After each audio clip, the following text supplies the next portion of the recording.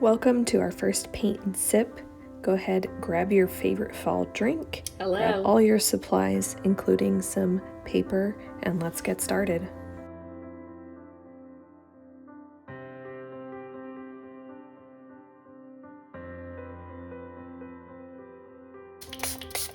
Wet my paints ahead of time. This helps the pigments get activated. It also helps me save time and protect my brushes. Now, I have sketched out just kind of a generic fall picture. This is the one that I sketched just so that you can kind of see. I did change it up a little bit, but just wanted something that would work for kind of all skill levels.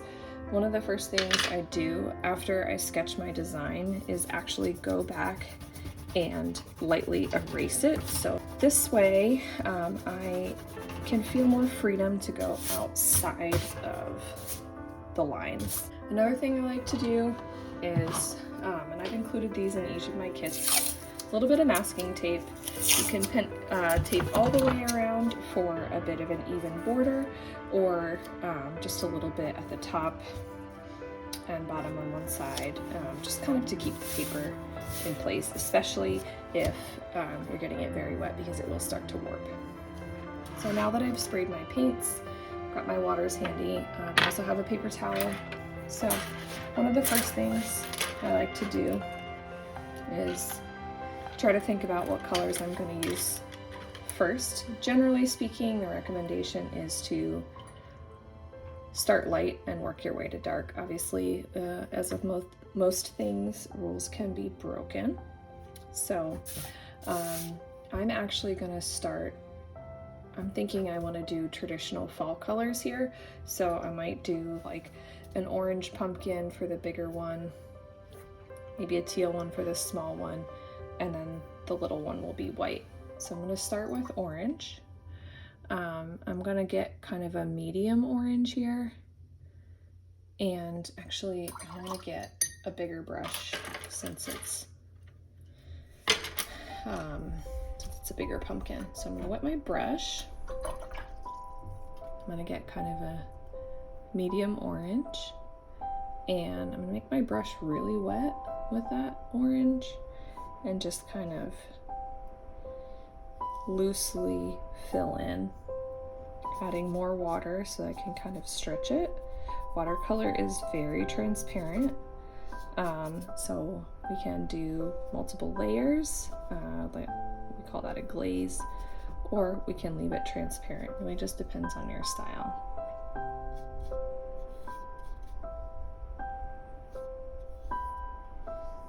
Another method is to wet the area first.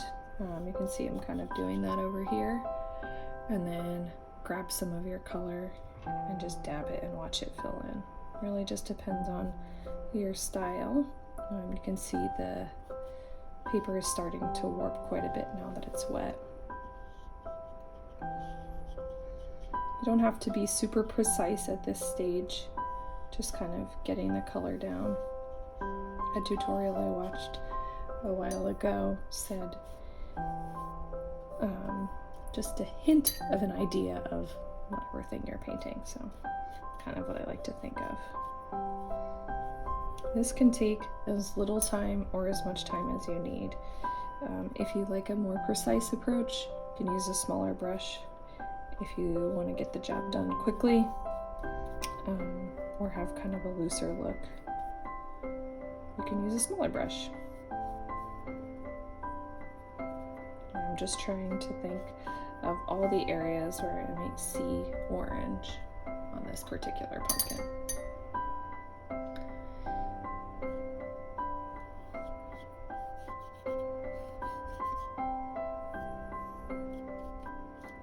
All right, the next thing I'm gonna do while I let this pumpkin get as dry as possible is I'm going to switch brushes just because I want to try a different size to see which one I like.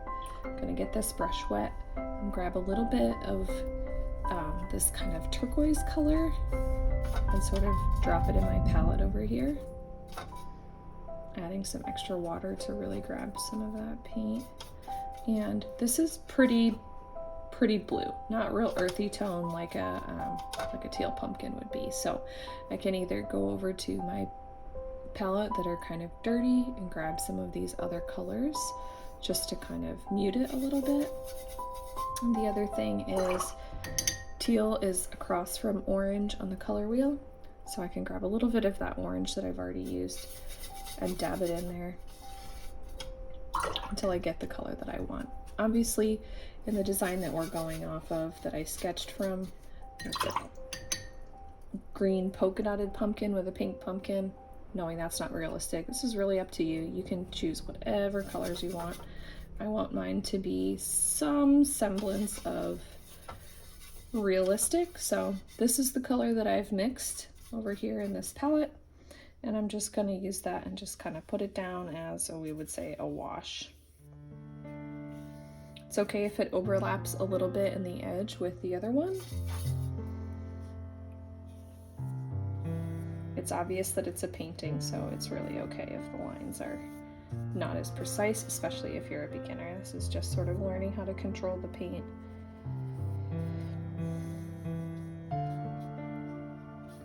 And a little bit of how to mix some colors. So there we go. We've got those two ready to go. Last one. I'm thinking I want this to be a whitish pumpkin. I'm using white paper, and white watercolor paint usually does not add very much color, but I like to use it as kind of a base for what other color I'm gonna put in this one. So I'm gonna take just a tiny bit of that teal color, mix it in a different well over here. So this way all of my colors are kind of cohesive. Just a tiny dab of that orange, and then mostly white. So I've kind of got this almost dirty canvas color, which is going to show some contrast because this is a white, very bright white piece of paper. And up here, I'm not sure if you can see on this angle, I accidentally colored in this part of the white pumpkin with the orange initially. I'm just going right over top of it with this other color, and we're going to make it work out. So I would definitely not call this color white. I think the name for it's probably more egg blue or eggshell, but at the end of the day, when we look at this pumpkin, we would call it a white pumpkin even though the color is not actually white. Something I always try to remind myself is that I'm painting what I see and not what I think I know. Alright, now that the majority of the pumpkins have color laid down, we can decide to stop there, or we can opt to give them some depth. So there's a couple different ways that we can do like the shading in between the sides of the pumpkin.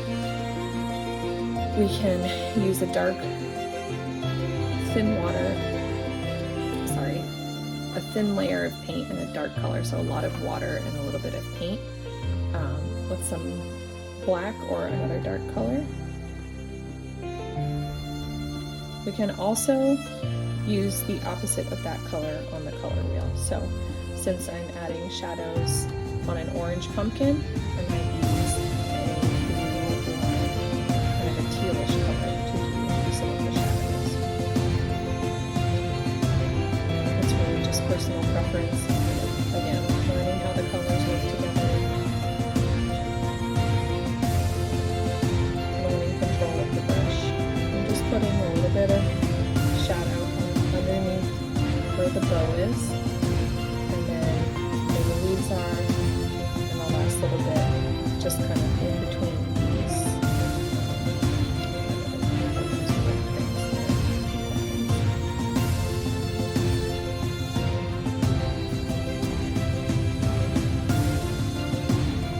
I usually don't clean my palettes between projects because I kind of like having some leftover dried colors from the other ones.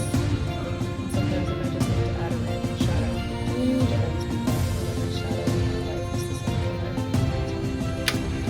Just a smaller brush for some of these littler areas. Grab some of this dark color here. And I'm just kind of going to in between these smaller areas, under the smaller leaves,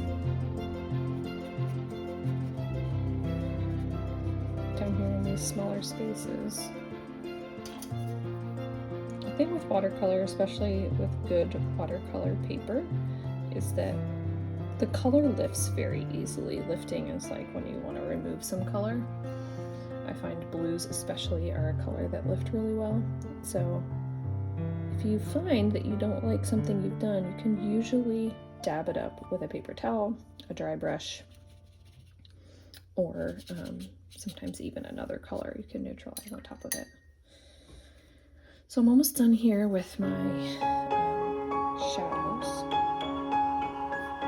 And depending on the type of painting, the style, and what you're going for, you can kind of just add the shadows for layers, imagining that this leaf is sitting on top of the pumpkin. You can also pick a point where you want your light source to be, and then the shadows would be opposite that. For this painting, for right now, I'm just kind of going with layers, knowing that this part of the pumpkin is in front, so I'm going to put a little bit of shadow behind it. This will be on top, the bow will be on top, etc.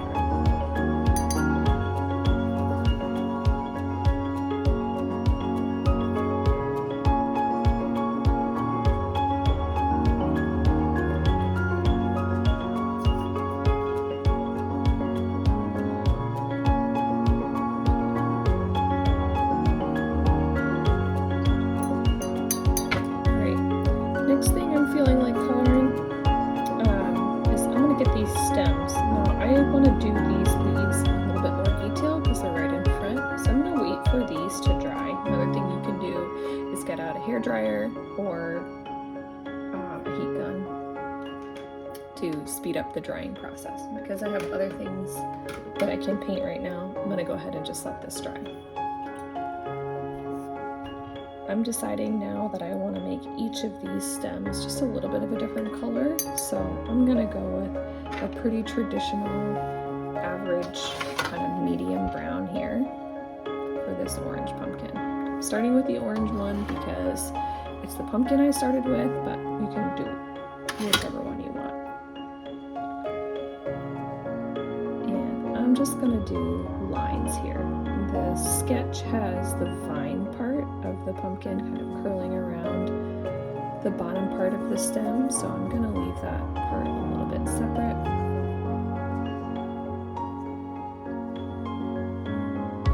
And come back to it.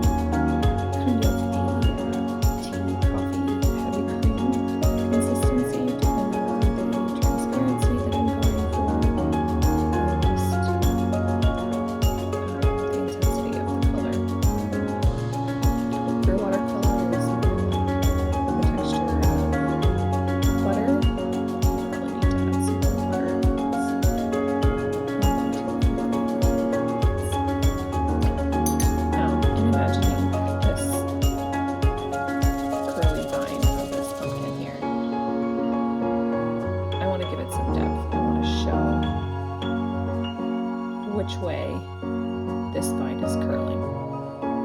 So I'm imagining that this piece here is curling up in front. So I'm going to add some shadow to either side of where that's curling.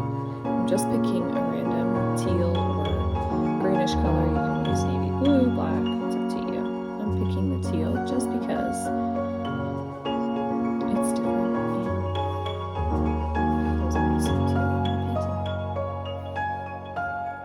I'm not sure how well you can see it on there, but I've just added this teal color just in the back part of the curled stem. I'm also going to add a little bit of it down here under this piece of the vine that's curled around the big part of the stem, knowing that the pieces in the back would have some shadow behind them.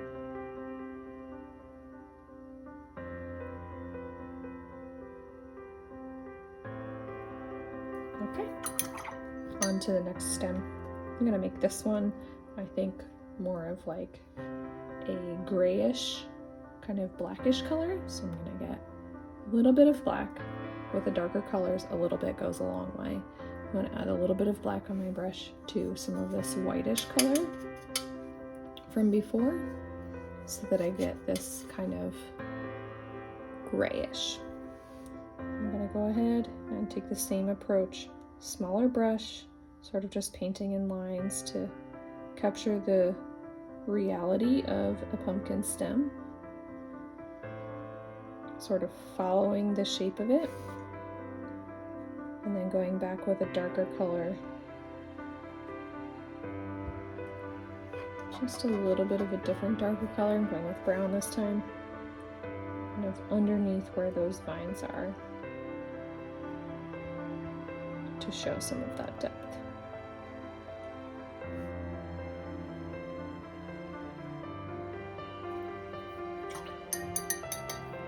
And I'm thinking for this white pumpkin over here, just to mix it up, I'm gonna go with kind of this olive green for a screen color. Gonna kind of lighten it up a little bit with some of that grayish whitish. Go ahead and paint it in here. Great thing about this is, as the color dries, I can decide if there's enough contrast or not enough contrast. I can go back over it later once it's dry if I decide that it needs to be a little bit darker. But for now, we're gonna leave it like that. Next up, I think I'm gonna tackle these leaves. Now, I'm gonna tap the paper and see. If you can't tell if it's dry, you can always use the back of your hand, and if it feels cool, there's still moisture in there. So I'm gonna take out my heat gun and I'm gonna dry it off a little bit so that I can make sure there's no bleed.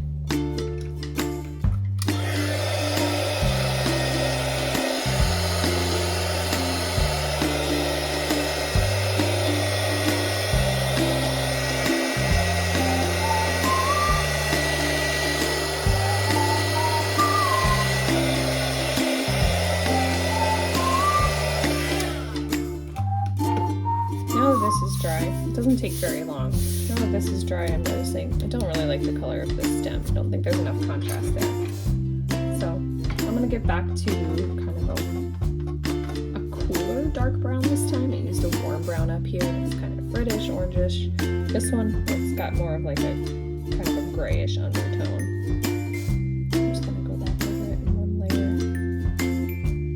layer, just to darken it up a little bit.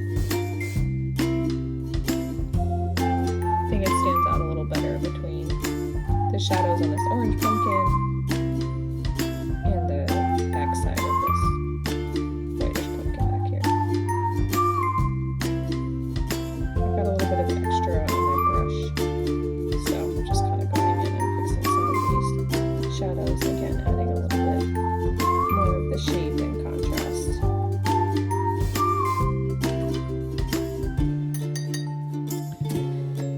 Pumpkin leaves, generally speaking, are kind of big and flowy and green.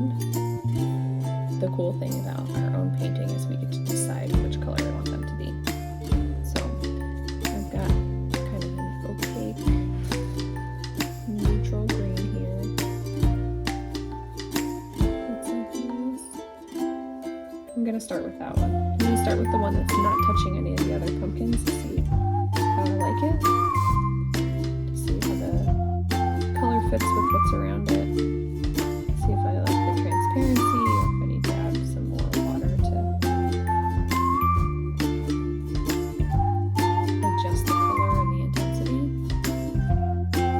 It's looking pretty good. I like the shape of this leaf. It allows me to add darker bits, more paint kind of in the front here.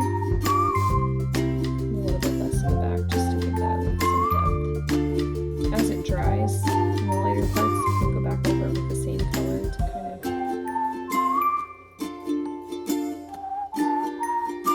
highlight some of the veins that would be in that leaf. this one seems to just be hanging out here in midair, so I'm just gonna do a light stem in the same color as the leaf.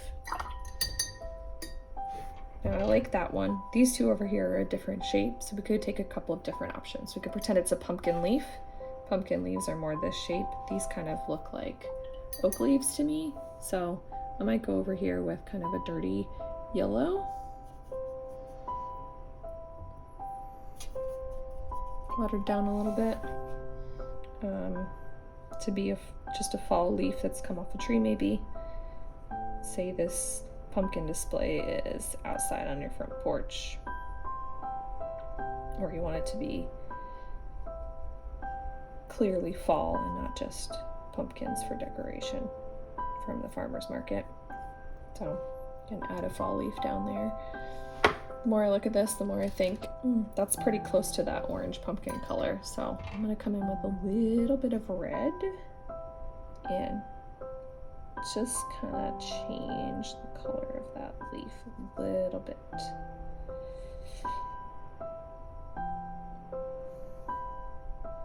I think that looks a little bit better.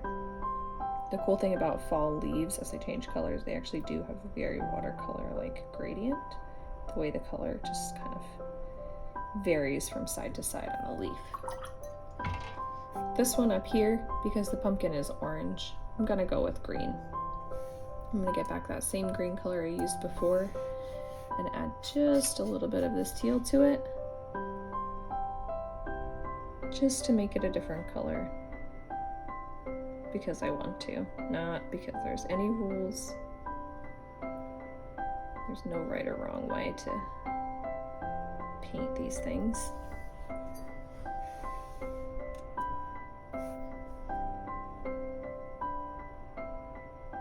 You can see because I'm using a mixed color, or maybe you can't see, but two sides of the leaf are different.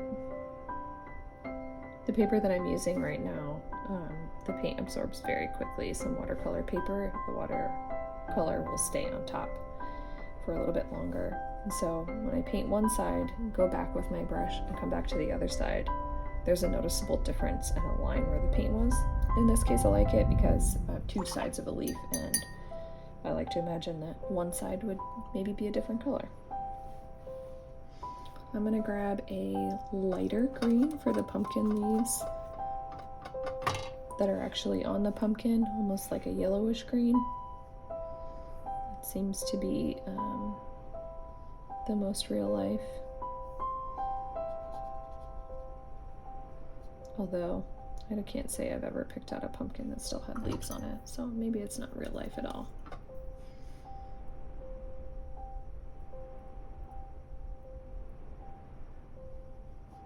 As I'm painting this leaf, I'm kind of envisioning, what do I want the vine to look like? Do I want it to be brown like the stem? Do I want it to be green like the leaf? Or do I want to imagine that it's some transitional color between the two? I haven't decided yet what color I'm going to do my bow. So I'm going to use the green that's remaining on my brush and kind of mix it with some of this brown that's over here on my palette from before. And I'm going to go in on the vine that way. I like that there's clear definition between the leaf and the vine and the stem. And then I'm going to use that remaining darker green color that I've created to kind of go over the outline of the veins in the leaf and anywhere that I imagine a shadow would be. So like this part of the leaf here behind the bow. Now I'm liking this color that I mixed here for the vine, so I'm going to add that one onto this vine here, but I'm not sure yet if I want those bright green yellowish leaves on this teal pumpkin. So while I'm thinking about that, I'm going to go ahead and paint this vine here. I took the same approach I took with this one over here, imagining that the piece behind the swirl will have some shadow on it. Just again to give it some depth and creativity.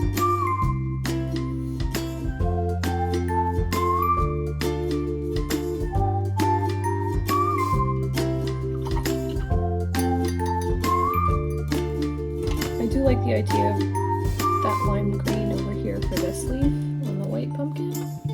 So I'm going to grab that same color again and just go in on this leaf, starting with one side, using the shape of the brush to help me. It's got a nice long thin round point, so I can use my brush to fill in the points of the leaves.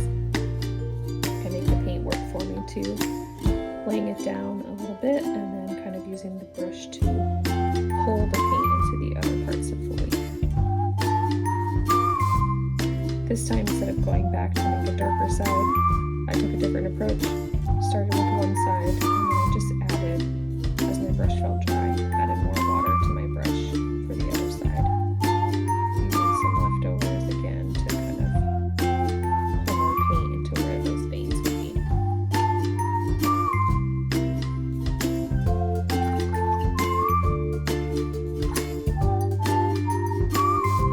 Now I'm thinking with this pumpkin, realistically, I would want the leaves all to be the same color. But I'm having a hard time envisioning this yellow against this teal color. So I'm gonna go super wild and just grab this crazy, unrealistic Viridian green that's almost like a teal. And that's what I'm gonna make these. I've got a lot of paint on this brush and it's a very deep color, so it doesn't take a lot. And as I add water, it thins out a little bit more. But you can see it's more of a blue color. This is where we get to take our creative license. There's no reason why I can't imagine this teal pumpkin has a teal leaf to go with it.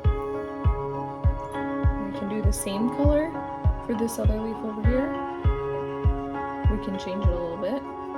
I'm gonna grab a little bit of this orange, dab it in with this Viridian green, so it's the same color, but I'm just changing it up slightly, toning it, as they say, with its opposite color on the color wheel. It's almost unrecognizable right now, the difference, but when it dries, it'll be just ever so slightly different. Which again, just gives it some visual interest. Frankly, is more fun for me. I find I get bored if I use the same thing over and over again. Getting the brush wet so that I can pick up enough color to finish this leaf without too many extra lines. Now with some of these colors, because they are lighter, I can see where the color of the pumpkin that I did initially kind of got into the leaf. And so this is where I can decide to go back and add more, or where I can embrace the differences and just sort of decide to use that as a shadow. This Viridian green color that's still on my brush makes for a nice little shadow. I'm going to use my finger there to spread some of the paint around in more of a random line and less perfect. When I first started painting watercolors, I assumed every shadow was black. But my paintings look really flat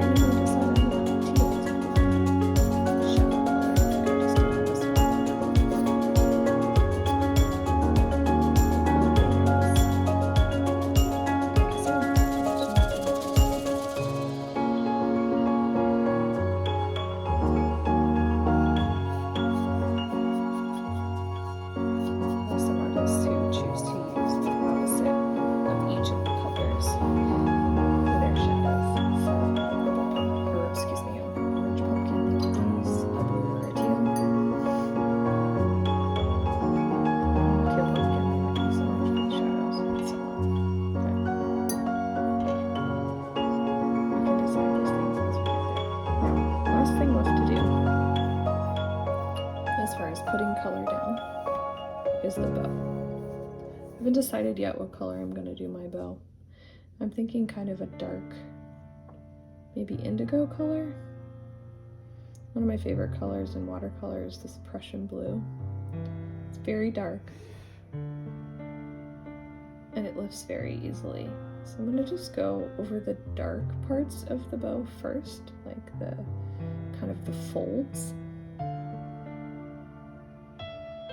and where I would envision there to be shadows. So where the tails kind of peek out from under the loops. This part of the bow that's sort of hiding behind the pumpkin.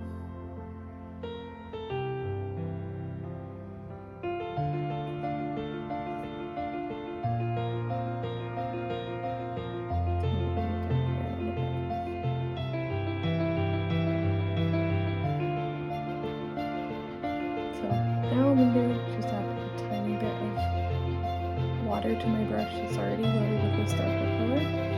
I'm just going to start kind of re-washing over this other color, adding water as needed, adding more paint too if necessary, just kind of trying to get that ratio of water to paint.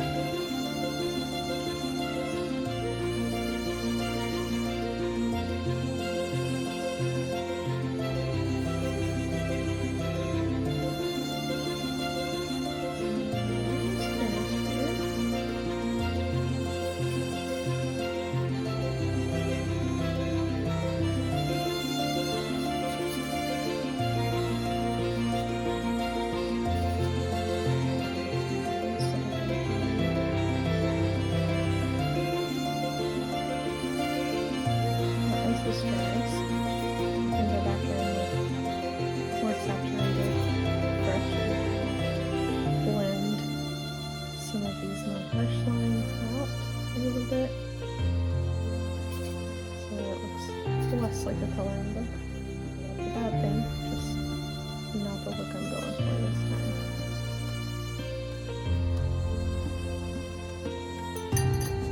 Almost looks like a denim. Noticing these things here are very visible. So back with that bird wing, kind of dark teal one. I'm just going to lightly, just very, very lightly, very little pressure on the brush. Just cover it over.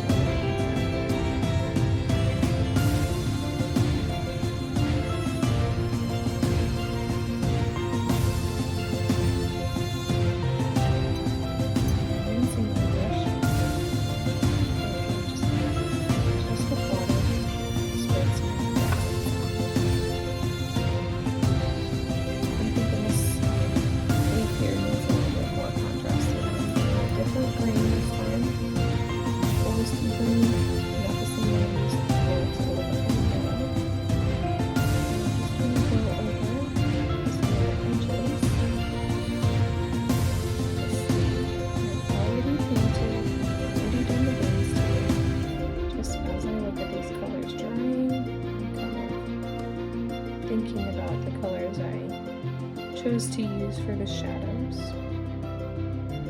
on this pumpkin, what's going to make it have the most contrast. Same thing here with this stem. I'm just going to go real dark, knowing that the trend on this paper is that things are drying a lot more washed out.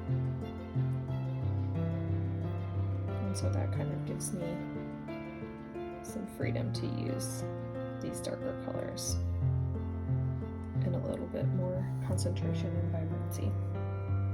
Last thing I think I want to do in this painting is I'm going to go back to a bigger brush, get some of that dirty water, and just paint a little kind of drop shadow underneath everything here on the bottom. The nice thing about the dirty water is it adds a good shadow without being really culling much to it. So it's not like there's a black outline on the bottom or a big purple funky shaped pumpkin, considering we don't really know where the light source is in this particular painting. You can also use it to go almost like a background color. I wouldn't maybe make it go all the way up, but I'm kind of liking the idea of it stopping at the midway point here. Now on this side, I've got a little bit of tape to contend with. When you're pulling off your tape, you're going to make sure that you pull it at an angle. So not straight, but kind of at a 45-degree angle. And if it starts to rip your paper, stop and use a heat gun and pull that way. You can melt the glue a little bit on the masking tape. Now you can see here, briefly, how there's a definitive color change between where I laid the dirty water down and the white up top. And I'm really liking that look. I'm liking how this is a different color. It adds some depth to it. It's not stark white, but it's also not a blaringly different color for the background. In the picture that I chose to sketch, there was kind of a plaid border at the top. I'm not going to do that right now. I kind of just want to focus on finishing this painting. So another thing I like to do is with a non-water-based fine liner pen in a darker color. I say non-water-based because if it's water-based, it will bleed with the water that's still in the paper. I'm just going to go through and add just a little bit of accenting. Maybe an outline here or there, or a swirl or two on some of these stems. I'm just lightly, again, almost hovering over it. I'm not outlining everything, just the places where I feel like I need a little bit more definition.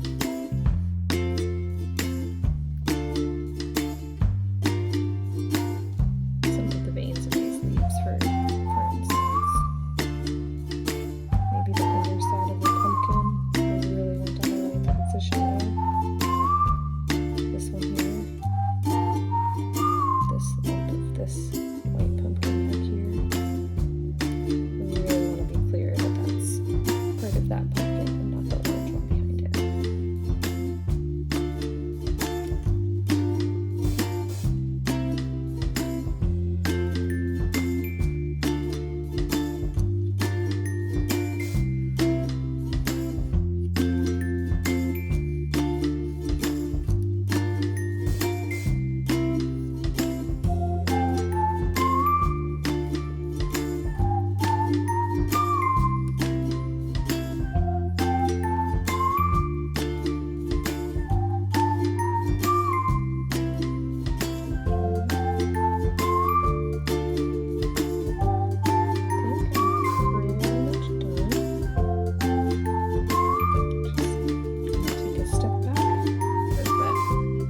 With it. Usually what I do then is I sign my initials in the lower right corner and I put the year. Pumpkin painting. Happy fall and thanks for painting with me.